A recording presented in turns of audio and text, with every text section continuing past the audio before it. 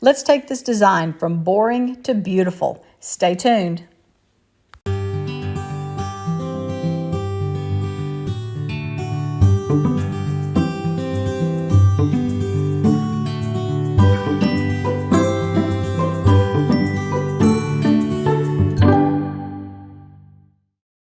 Hey guys, welcome back to Frances Quilts.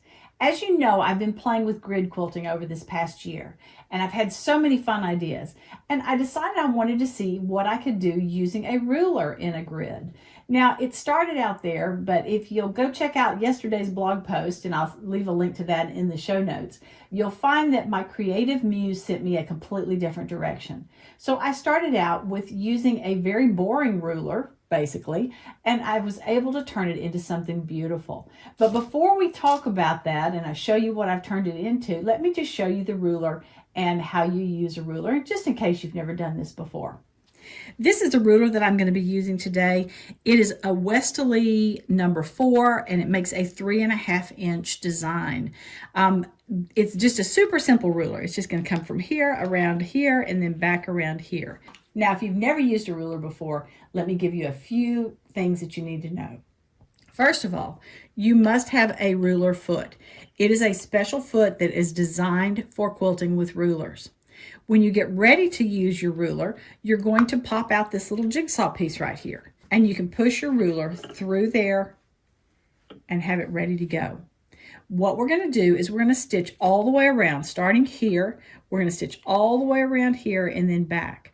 What happens with this ruler foot is it keeps it 1/4 inch away from this edge. So the design that we're quilting is actually going to be 1/4 inch smaller on all sides than what this ruler is. Now let me show you another fun little thing here. This jigsaw piece can be taken out so that you can move your ruler onto the machine, but then you can put it back in place.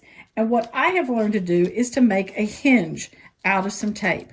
So I'm just taking some painter's tape, and I'm just going to stick it down here like this and stick it down well. Now when I get ready to use this, all I have to do is pull this tape back, pull this out, put it in place, put this back in, and pull the tape back over it. And that way it's in place. It's not going to move around when I'm quilting, but it's also very easy for me to move without losing that little piece. All right, let's talk about how you quilt with this. To start out with, I've just given myself a dot right here. That's going to be my starting point. And I'm going to push my ruler all the way down to that point, and I'm going to start my needle so that it goes right in that spot. So let's bring it down and back up and get it out of the way. It gets a little tight sometimes with these rulers, but that's okay. So now we're going to put the needle back down in that spot that I came out of. So I'm ready to quilt. As I quilt, I'm going to hold the ruler on both sides. I like to put a couple fingers on the ruler and a couple fingers, 2 or 3 fingers on the fabric itself. And I'm just going to quilt. I'm going to start here. I'm going to leave the edge of this ruler foot up against the edge of the ruler and go all the way around and back. Let's go.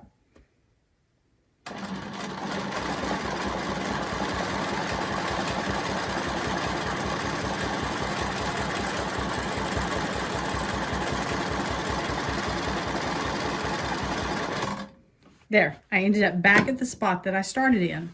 Now, that design by itself is kind of boring. So let's see what happens if we add a little more to it.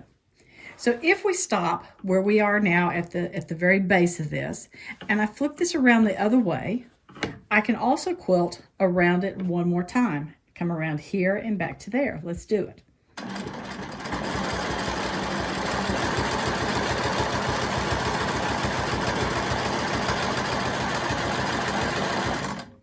Okay, that's good. So now let's come out from the other direction and let's quilt here to here.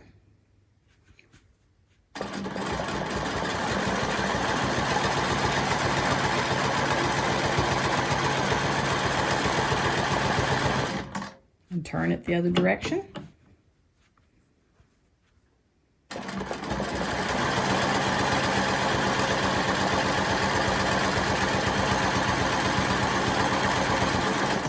Again, it's cute, but it's fairly boring. Let's see what happens if we quilt it from the other direction. Let me show you. All right, now we're set to go, but instead of quilting from here, we're going to quilt from the other direction. I'm not sure if you can see it here, but there are lines going along here that marks the center of this section right here. I'm going to make sure that my needle is lined up with that line. Line it up, and I'm going to quilt around and back, making sure that I stop at that same point.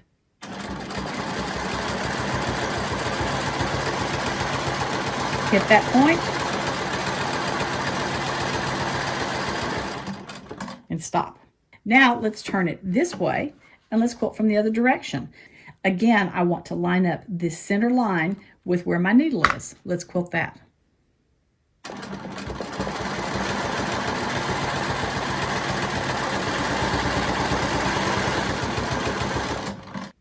Let's turn it horizontal now.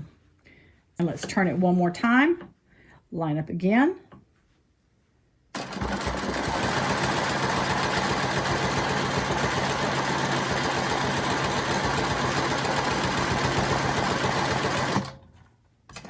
Again, a little bit more of a boring design.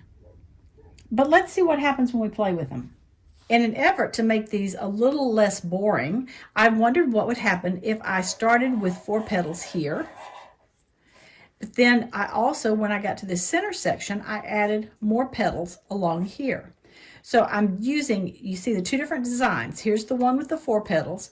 Here's the one with 4 petals here. But it's just putting them together. This makes a very nice 5.5-inch design, which would be absolutely perfect to go on a 6-inch block. Then I got a little more creative and wondered what would happen if I put 3 petals out here. So instead of just having 1, 2, 3, and 4, I added an extra petal right here. I like that, but it still wasn't quite my favorite. So then I followed the creative muse a little bit further, and this is what I came up with.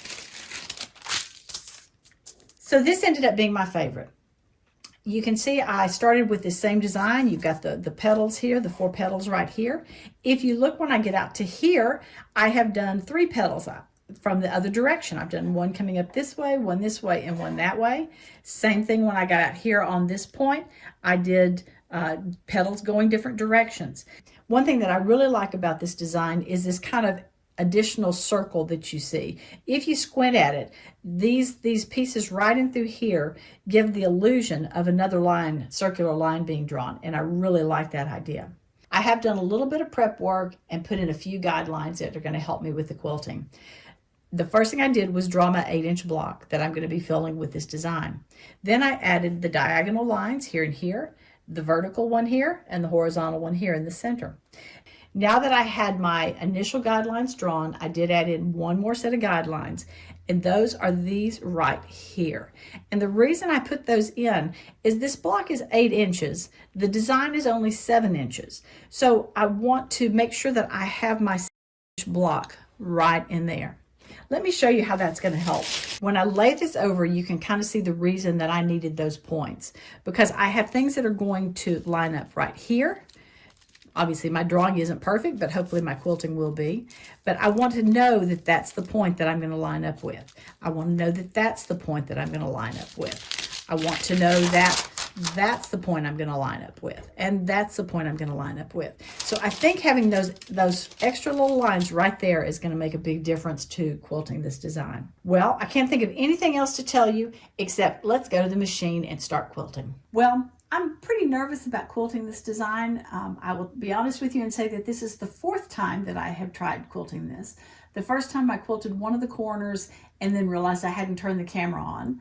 The second time I started quilting one of the corners, and the second and third loops that I did were in the wrong orientation, so I picked it out again. The third time I got almost a quarter of it done before I realized that I yet again had not pushed the record button. So this has not been a good day for recording. I've now had lunch and rested for a few minutes, and so I am going to try this again. After dealing with all this picking out and everything, I actually took another look at the pattern and decided that it would actually be easier to quilt if I started in the center. So maybe that's the reason I kept doing them wrong, is because I needed to determine that so that I could show you the better way to quilt it. So let's get started. As I said, we're going to start in the center here with our first little piece, and I will tell you that my pattern is sitting just to the side here. so that I can keep looking at it to make sure that I go in the right orientation. So this is all lined up. My markings here are lined up with the guidelines that I've drawn. So let's do this first loop.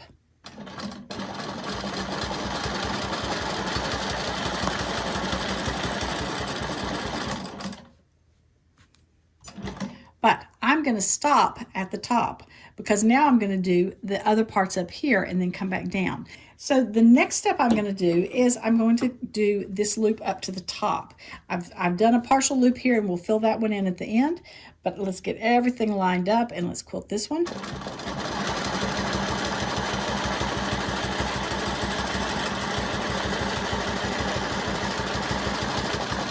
Okay, that's one. Now it also needs to go this direction out to here. Let's line it up with that straight line there. And this time I'm going to stop when I get out to this point right here.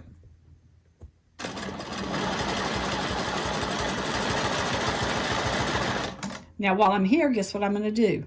All of the things that come from this point. So the first one is a loop that goes on the diagonal this direction.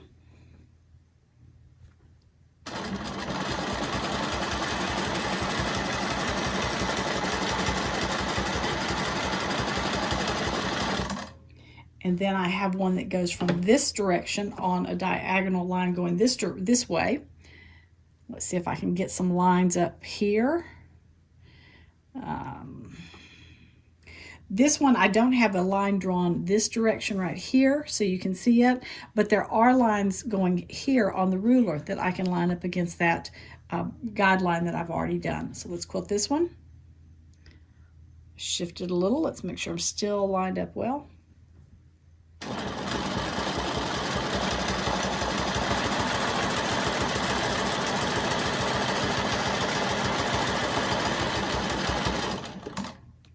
And now let's take it back the other direction, doing the exact same thing, lining up along this guideline right here.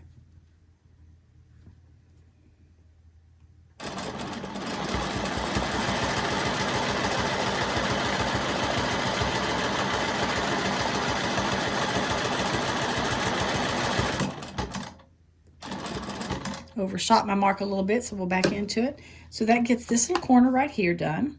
And so now I'm ready to come back in and finish this loop that I had started. So I had stopped at the point here. So now we're going to come back in and finish this loop.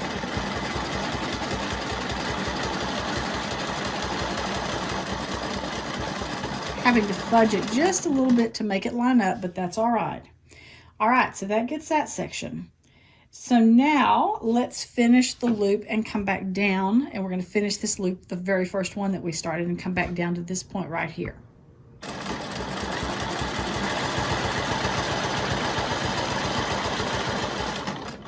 Okay, from here we come here.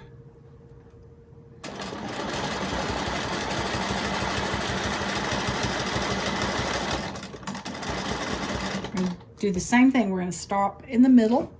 And this one's going to come back up here on this side and hopefully meet at that point right there. If it's not exact, I'm going to make it work.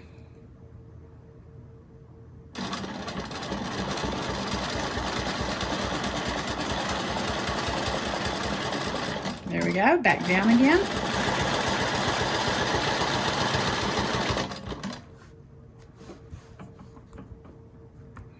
Again, each time before I stitch, I'm referring to my diagram.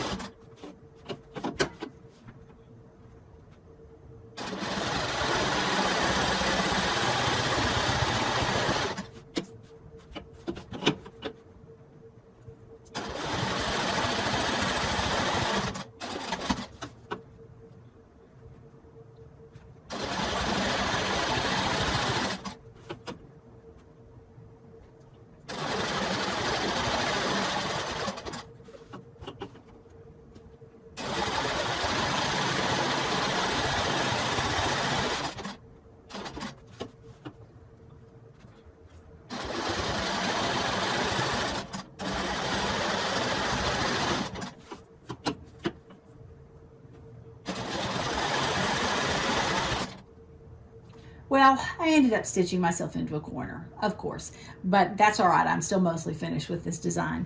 What I did was this. When I got to here, I should have gone ahead and done this corner over here before I came back down, but I didn't. I went ahead and finished that design, then finished that one. So you see, I don't have any way to get to right here. There's two things that I could do. I was stopped right here. I could come back up and overstitch that, but I think I'm just going to break the thread. I think that'll be the easiest thing to do at this point. So I'm going to come back in and stitch. I think I have 1, 2, 3, 4 more loops to do. So if I start right here on this point, I should be able to finish it without having to do any more partial loops or anything like that. So let's go.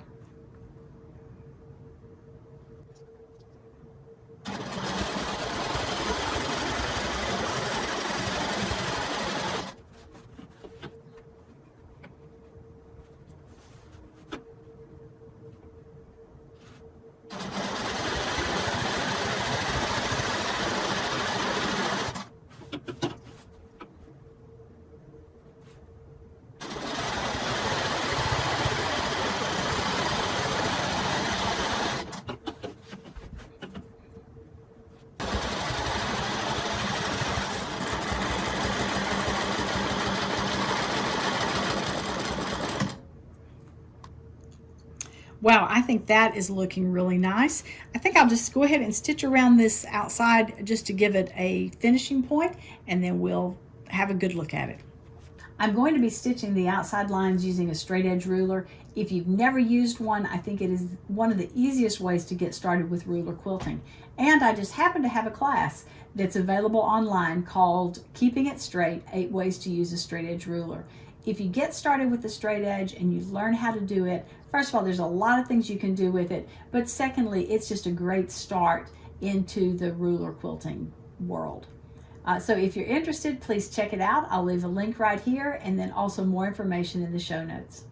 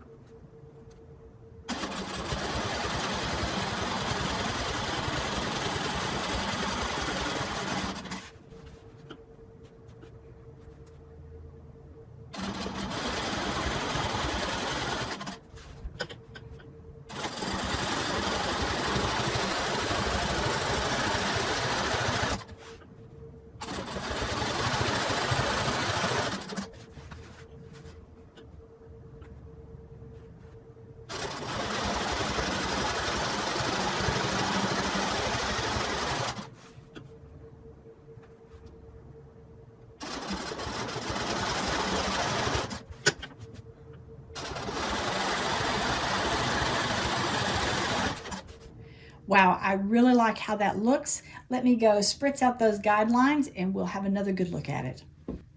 I am super, super happy with how this looks.